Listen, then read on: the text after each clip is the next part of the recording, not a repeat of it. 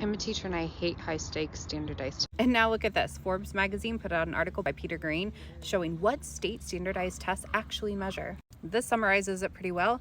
Tests are not measuring how much the student learned or can learn. They're predominantly measuring the family and community capital of the student. And the key concept behind that is background knowledge. And who has the best chance to build up a wealth of background knowledge? People with access to resources, so people with money.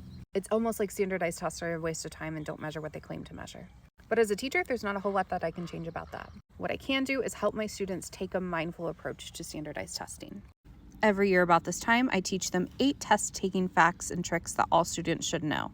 We start with the recognition that it's just a test. It can't measure all of their strengths. We get a little bit into the different types of intelligence, which I know have been debunked, but it's a good place to start for this conversation.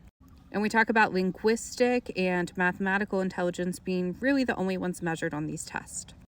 And there's a lot of interactive activities built into this, so you can just click on the different elements and then it'll take you to other resources like this one, which will auto grade this multiple intelligence quiz for you. Next, we focus on the way you treat your body affects your mind's ability to function and how can we set ourselves up for success with these standardized tests.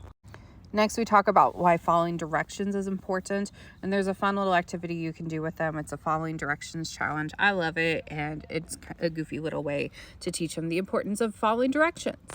And then we get into some actual test strategies, like using the elimination strategy, watching out for absolute words, and noticing general words. There are activities built into every single one of these.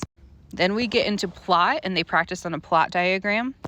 And then it's about mindset, and we do like some final affirmations and reminders. It's been really helpful for me as I approach testing season with my students. Let me know if you have any questions.